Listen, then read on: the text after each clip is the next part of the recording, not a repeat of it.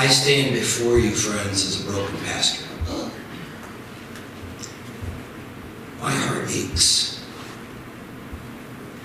It aches in a way that has never ached in 33 years of ministry. But as my heart aches, I have not lost hope. I still believe that God will lead us through this time. But the Holy Spirit will lead us as brothers and sisters to find a way forward. Before we share in Holy Communion, I'd like to share three things. I want to share how we got here, what here is, and what there might look like. A few weeks ago, I shared some of the background, but I want to do that very quickly. Please understand that we as United Methodists have been hashing and rehashing and arguing this issue of human sexuality for 51 years. 51 years we've been chasing our tail over the issue of sexuality, especially within our book of discipline, which has a singular sentence from which all else flows. And that sentence reads that we believe that homosexuality is incompatible with Christian teaching.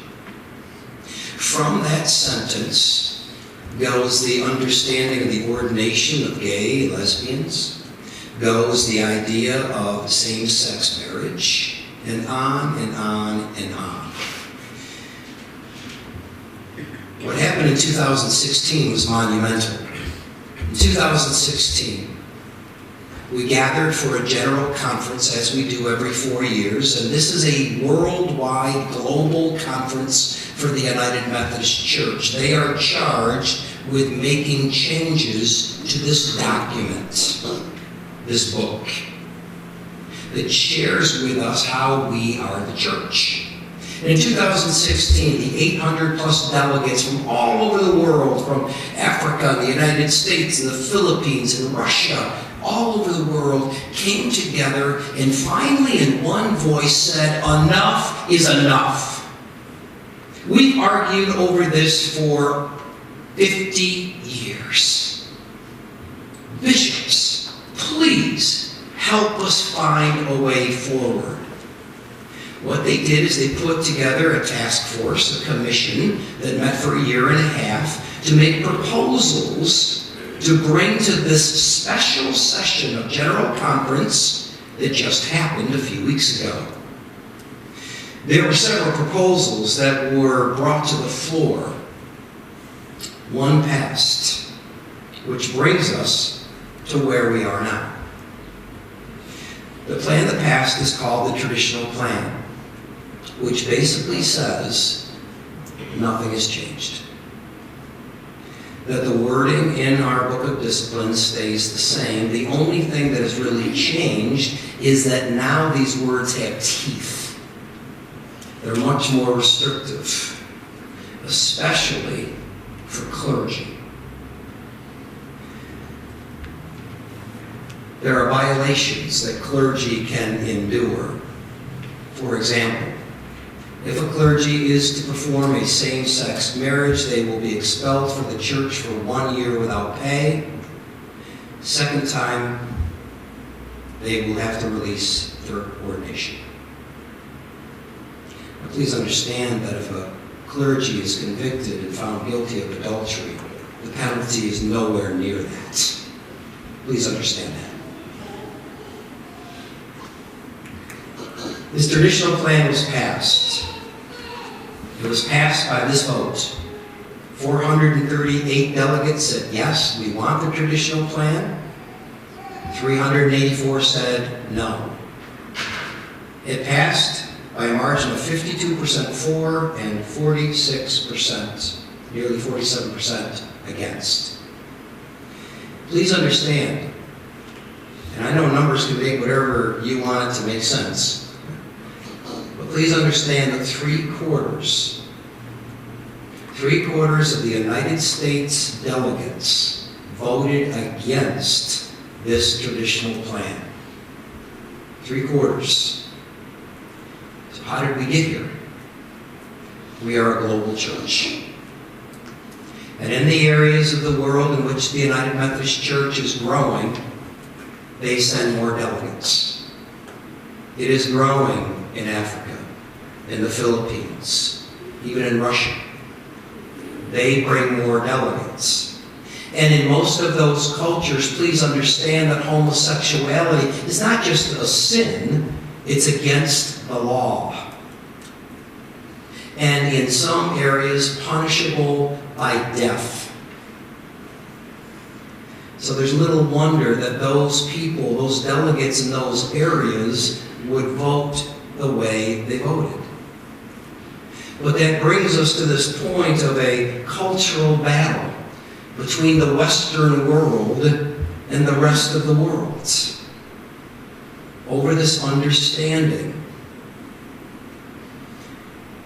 But this is not the final word. And this is where I agree with the bishop, where we need to take a breath. This is not the final word. It is right now on March, whatever it is. I lost track of the days about a week and a half ago. This is not the final word. Understand the United Methodist Church is very much like the United States government. I don't know if that excites you or not. We have three branches. We have the executive and legislative and the judicial branch. Next month, this plan that was passed at General Conference is going to the Judicial Council because there are petitions upon petitions upon petitions upon petitions that state that this plan is unconstitutional, that it does not fit into the Constitution of our Book of Discipline. And when I say numerous, there are numerous petitions that are coming forward. For example, the constitutionality of a church leaving the United Methodist Church. Now please understand, hypothetically, if that was a choice we decided to make, please understand everything that's left behind, folks. You don't take the church with you. This building and all its contents stay behind. We don't own this. The conference does. Which means we would then move to wherever we wanted to move and start all over again. There are issues around that that are unconstitutional that these petitions will address next month. Please understand also that there's another general conference coming in 2020, next year, and that happens in May. And there are all kinds of things happening in all pockets of United Methodism preparing for that. So while the traditional plan was passed, it has a number of issues of scrutiny to go through over the next few months. So where are we going? I want to share my position because I think it's important. I think it's important that you know, as your pastor, where I stand on this.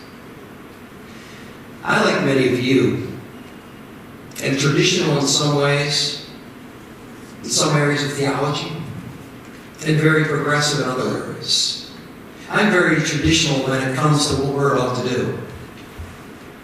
Share in Holy Communion. That is the sacrifice of my Lord and Savior Jesus Christ, who broke his body and shed his blood for our sins. I am very traditional when it comes to that. I am very traditional when it comes to my understanding of Christology, the study of Jesus Christ and who Christ is and was and continues to be. But in this issue, I am very progressive. And I want to share with you how I got there, because it may help. My first 10 years in ministry, I was that traditionalist. I was the one who would have heard the General Conference pass this and would have been elated. I was a traditionalist in this point of view, not because I studied a lot, not because I dove into scriptures, but that's what my church taught me. I remember being in seminary, Wesley Theological Seminary, debating the gay and lesbian caucus. And I'm asking, how can you think that way? And the only thing I could come up with was because that's what I was taught. It wasn't because I did deep study over it. But about 23 years ago, something changed in me. I was attending what was called the Fulton Council of Churches meeting. We met every other month. It was like watching paint dry. It's horrible. It's not like your council of churches in Broome County where they do encounter and feed people and prison ministry. This was about a dozen old people, average age about 75 years old, sitting around a table talking about the same things that they've always talked about for the previous 75 years. And I remember at the end of the meeting, the president had a piece of paper, and he was just ready to give the benediction. He said, "Oh, by the way, somebody handed me this. I know you're not interested. It's about some gay and lesbian Bible study. Let's pray." And I remember he started to pray, and I stopped the prayer. I stopped the prayer, I went over to the table, and I got the piece of paper, and it said, "I'm interested in this." Because even 23 years ago, as a young pastor, I could see this train coming down the tracks at 100 miles an hour with no brakes. And I said, I had better listen to the other side. I had better understand. And I went to an 8-week Bible study. Now, short, white, straight, middle-class male usually isn't in the minority. Was there? I was the only straight guy at the table. But I listened. I felt loved. And I saw a faith in the same Jesus Christ that I have faith in. They wanted to know my fears. I wanted to know how in the world could we read the same Bible and come up with different understandings. And they told me. And that led me to a 23-year intentional, deep, fervent study on this issue of human sexuality. And I don't like labels.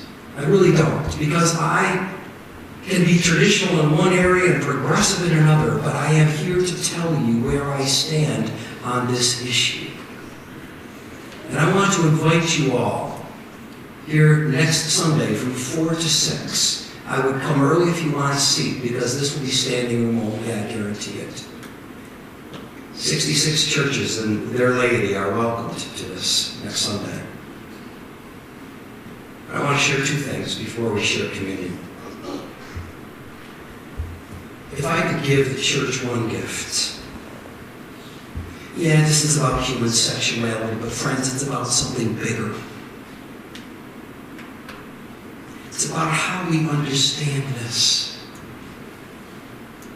It's how we understand this. And if I could give the church one gift, it would be, Lord God, free us from those times of bondage where we think somehow in the midst of our culture we need to take every piece of Scripture absolutely literally.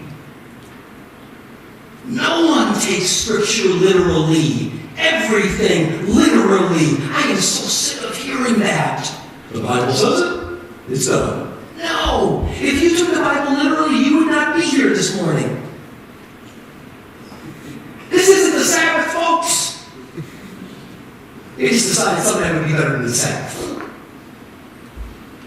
Women wouldn't be in pulpits if we took it literally. If we had to do everything that they did back at those times, there still would be slavery.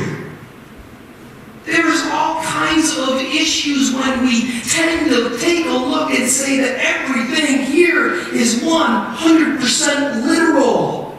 No, what's literal is love. That's literal. There are so many things that we point to and use this as a weapon. We'll point out a verse and such things and smack somebody with it. Oh, by the way, I love you. If I could release the Church of Jesus Christ to approach Scripture as the gift that it is and emerging evolving, always embracing Word and love and grace of God. That is my quest, to really begin to understand what this is to us and to receive that as a gift.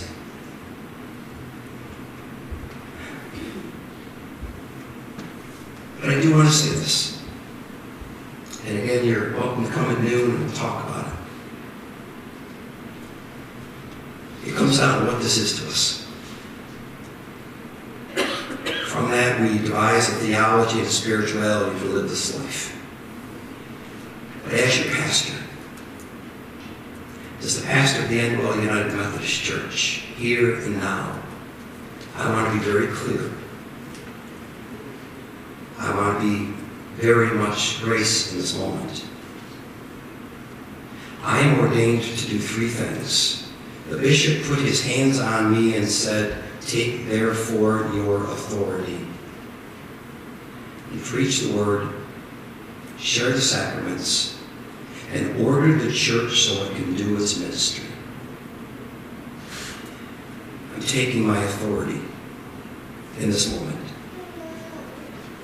to say that this church will be an open, welcoming, inviting, encouraging, empowering church to any and all. And that is not a comma. It is a period. I say that because that's how I understand the love of Jesus Christ. It's how I understand what Christ wanted for his bride. He wanted everyone to gather together. He wanted everyone to share in the grace that comes from God alone. Someone once asked me, and I've been asked a million times, are we going to become a reconciling congregation? I don't know. But I do know this. We had already better be one.